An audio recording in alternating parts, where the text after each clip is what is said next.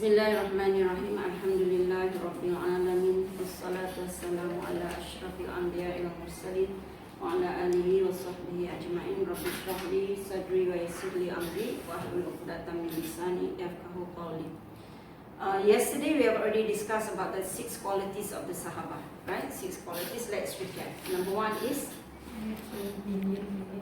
believe in kalimat la ilaha illallah Muhammadur Rasulullah. Number 2 is prayers, khusyuk and wudu. And number 3 is knowledge and zikir. Number 4 is ikram muslimin. Number 5 sincerity to Allah. And number 6 dawah and tabligh. Okay, so today I'm going to talk about the 6 practices of women. 6 practices for women. Okay, and these practices of women, it has been studied by the ulama. These practices has been studied by ulama, and if we practice these 6 things at home, inshallah our life will be filled with nur. These practices for women. So women, as a woman, our role is very important in the house, and Allah has made us very special. A woman can do so many things at a time. They can cook, they can wash, they can send their kids to school, they can do all the housework, and at the same time they do business, they take care of their children. So many things they can do at a time. This is a specialty that Allah has given to most women. And men, most men, it is said that they can only do one thing at a time, one big thing at a time. If they are into that, that's it. They cannot at the same time go and cook and wash. They cannot do that. But the women, Allah has made us so special. We can do so many things at the same time. And it is very important for women also to have knowledge, to know how to raise their children. Because the first school for the child is the mother's lap. That is the first school for the child. And if a mother has knowledge, from the house she can raise Hafiz, Hafiza, Alim, Alima, and Da'i, Da'iyah. So they can raise great children. They can raise great children if the mother has knowledge. So it's very important for mothers, for women to have knowledge. And having that knowledge means you don't have to wait to be until you become a mother, then only you learn. No. It's the same thing like you learn to be a good wife. You don't wait to get married, then only you learn to be a good wife. You learn it while you are still young. How to be good children, how to be good daughters, how to be good daughter-in-law, how to be a good wife, how to be a good mother. You have to learn from young. Not when you are going to get married 1 or 2 months, then you learn all the adab or all the rules for going into that life. So you have to prepare yourself from now. Okay, and especially from a very young age. So there are 6 things, 6 amal, they say. Number 1, the first amal is that you have to pray early on time. Pray early on time. Okay, before you hear the azan, 5 minutes before you hear the azan, you got to get yourself ready. We are like, our brain is like the fan. When we switch off the fan is still moving. Likewise, when we do our salat, when we stop to do salat, that work is still in our head. It's still playing in our head like the fan. When we switch off, it is still moving. Okay, it takes a while for the fan to stop. So if you want to prepare ourselves for salat, khusyuk and wudu, we got to stop our work. Ulama says about 30 minutes before we do the salat. 30 minutes you got to stop. But if you can do it like 15 minutes or 10 minutes, it's already good also. So you stop from doing all your work, get yourself prepared mentally, spiritually, emotionally to do your salat. So salat, pray early on time. Early time. To pray salat, early time. Okay? And then for the men, we have to encourage them to pray where you hear the azan. That means you pray at the mosque, or you pray at the surau, or you pray at the musalla, and you pray in jama'ah. Because when we encourage the men to pray in jama'ah, we also get the reward. because we encourage them. There is this one lady, the husband has never been going for prayers in Jama'ah. But the wife, every time when it's prayer time, will put the sarung for him, will get everything ready for him. And then after so many years, the husband said, I pity my wife. Every time, solat time, she will get things ready for me, but I never use it, I never take it. And then one of the days, the husband decided, I'm going to use what my wife has been preparing for me. So you see how important is our role. We becomes the motivator for the men in the house. So one pious woman, they say, one pious woman can bring 4 men into Jannah. One woman who has no knowledge of deed can bring 4 men into Jahannam. So who are the 4 men? The husband, the son, the brother, and the father. So that is the importance of the role of women. So if we have the knowledge, we have the ability to bring these 4 men into Jannah. So that's rule number 1. Okay, that's the number 1. It's not rule, it's a practice. That's the number 1 practice. Number 2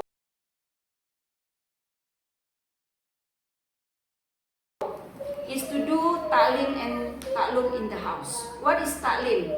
Ta'lim means learning and teaching. When we read, looks like we are teaching, but actually we are also learning. Same goes to the person who are listening. Seems like they are a student, but they are also learning. They are also becoming a teacher when they sit down and read. So a person who reads the ta'lim, she is also a teacher, she is also a student. So ta'lim is learning and teaching at the same time. And ta'lim is very important because this is a big sunnah of the Prophet Sallallahu Alaihi Wasallam. Because when you read the Quran, you read the Hadith, nur enters your heart. So this is a good amal in the house. Okay, so you have to practice this in your house. Okay, that's number 2.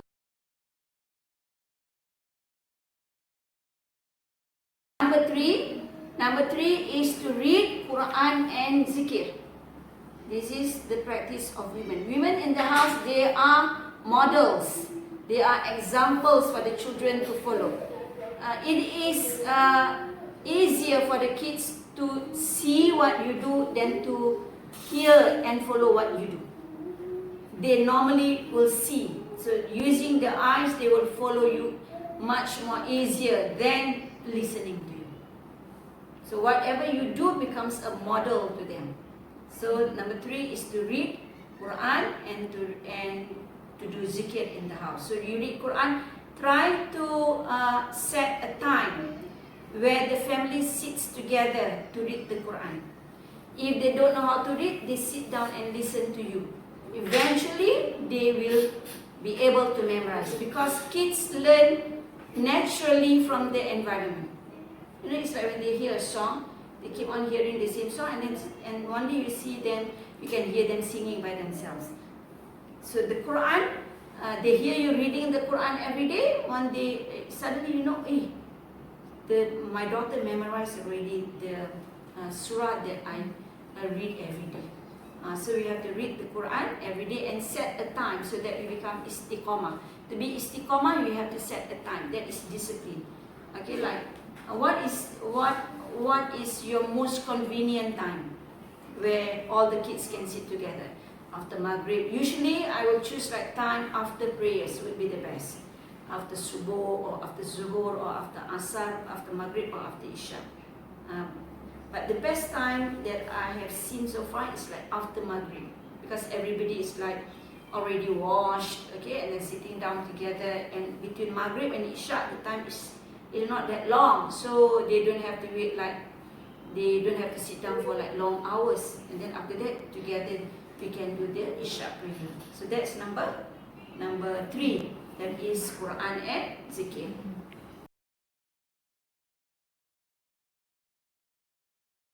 Raise children according to Sunnah. Raise children according to Sunnah. So how do we raise children according to Sunnah? The ulama gives us some guideline. Number 1, the first 7 years of the kid's life, that means from the age of 0 month until 7, The first 7 years of the kid's life, treat them with a lot of love, passion, a lot of kindness. Treat the kids like kings, we gave them a lot of joy, a lot of fun, a lot of affection. The first 7 years of their life. And then when they reach 7 years old until they reach 14 years old, treat them that get them to understand that they are slaves of Allah. They are slaves of Allah. That means they have to do what Allah orders them to do. They must learn to do their prayers.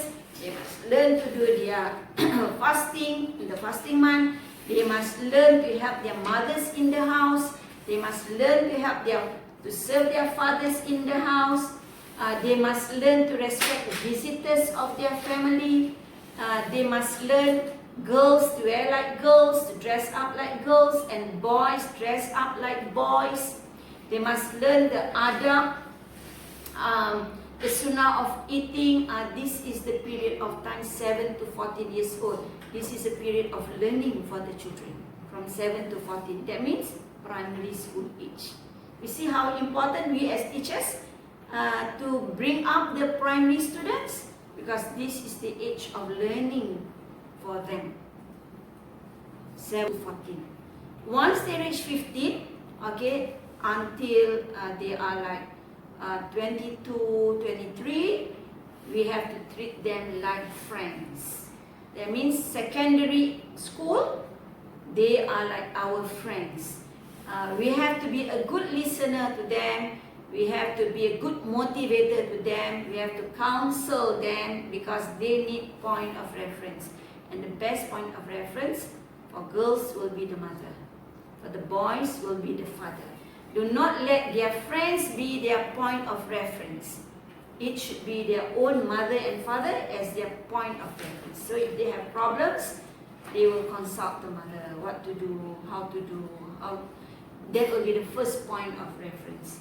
Not their friends. Should be their parents. So 15 and above, we cannot treat them like young, small children. We have to treat them like our friends, our buddies. Then only they want to be close to us. Or else they will look for their friends.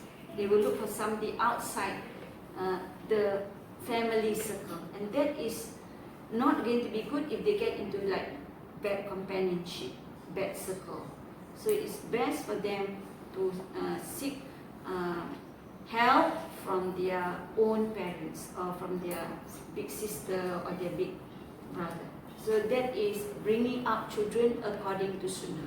So we have to teach them to wash plates, to wash the dishes, to help in the kitchen for girls, teach them to serve their father, if the father needs food, how to put food on the table. We have to teach the children to do that, to clean the house. So they are slaves of Allah. And Allah loves to see young children giving service to their parents. They have to learn to do all this. So that when they get married, they know how to serve their husband. They know how to serve their parents-in-law.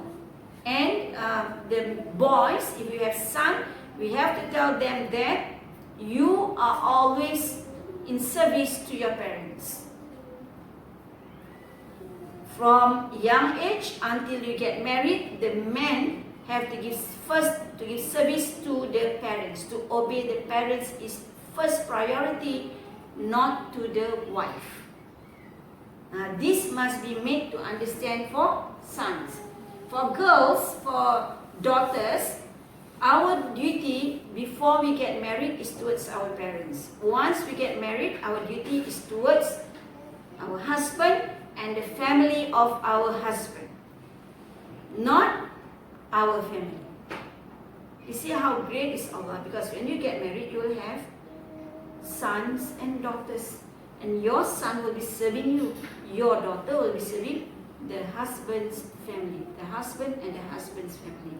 So if this thing is got, the knowledge is, the kid has the right knowledge, there is no conflict in the household. There is no conflict in the marriage.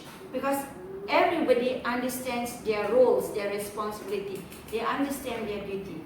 So the men understand their duty, that their duty, their priority is their family, is their parents. And the wife has to follow that, has to understand that. What happens today? They say must be fair, must be shared.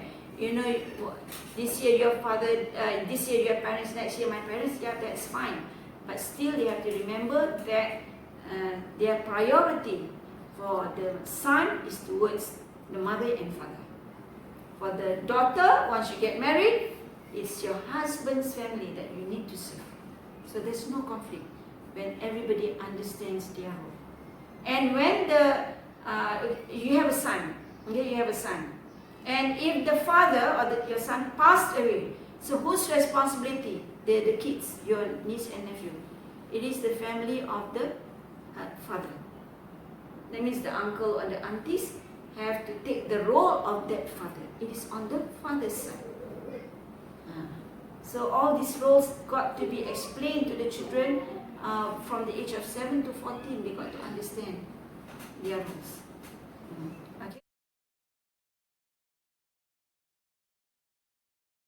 Number 4, right? That's the number 4 practice. That is, raise a moderate life.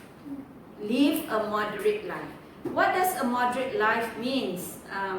That means if your earning is like 20,000 a month, you don't have to live a lifestyle of 20,000. You live a normal, just a normal lifestyle. In your house, do not have too many fancy crystals, whatever, chandeliers in your house. Because when you have too many things in your house, you will have too many things to do. Clean the glasses, clean the chandeliers, making it shiny. You got lots of things, lots of housework. So as minimum things as possible in the house, so you don't waste time with the housework. So live a moderate life. Your clothes also moderate, not one wedding, one dress. This wedding, another dress. This wedding, another dress. So your cupboard is full of your dress. You know, everything that you spend on, every cloth that you wear is going to be hisab in akhirat. Everything that you own will be hisab in akhirat. And it is true that everything that we own in this world, at the end of the day, becomes just rubbish. You know, during this, I think it was tsunami in Kelantan, the heavy rain in Kelantan, you know, the household items become like huge debris center of the city. It becomes huge debris if you have seen it in paper. Clothes hanging on the trees, chair hanging on the trees, chair and tables hanging on the trees on the mountain. At the end of the day, it becomes just debris. So just buy whatever we need only. Just buy whatever we need. Don't buy like, there is a saying that if you need it, then only you buy. You don't buy it before you need it. Because normally you buy things before you need, you never even use it. Like, oh, I'm going to wear this one for this function. Eventually, you never even wear it at all. Right? And then, whatever things that you have, if you want to give away, please give away the good things, not the things that you don't want. We have to learn to train ourselves to give the good things to people, like clothes. Give the clothes that you like to others, not the clothes that you don't like, that's already torn, you know, it cannot be used, you give to others. So, your life becomes really like as close as possible to the life of Prophet and the Sahaba. Make your life as close as possible to the Prophet and the Sahaba. So live a moderate life. Like shoes, you need to have like 5 pairs of shoes, lots of shoes. This shoe is for this shoe is for this shoe is for this. Just one shoe. You cannot use it and then you buy another one. So you don't have like many things to keep in the house. I also be having like so many things to keep in the house, right? And then at the end of the day, the house becomes a mess. And then you complain, you're tired looking after this, cleaning that, because there are too many things in the house. So live a moderate life. So moderate life can be 1, the house, just a moderate house. Number 2 is your car, just a moderate car. Number 3 is the food that you eat, be moderate. And then number 4 are the clothes that you use, be moderate. And number 5, when you have events like Walimatul Urus, marriage, whatever, be as moderate as possible. And do you know that for marriage, it is not the woman who should be spending, it is the man. For food and it is the man, not on the woman. For marriage, all wedding expenses should be on the man, not on the woman. So the woman, they don't spend on wedding reception and all those. It is the man. So if the woman spend, it is just to announce that this is my husband, just for that. But we don't really have to spend on the wedding reception. It's the man. It's the man's duty. Alright, so that's number 5, right? Live a moderate life. And number 6, which is the last one, the final one.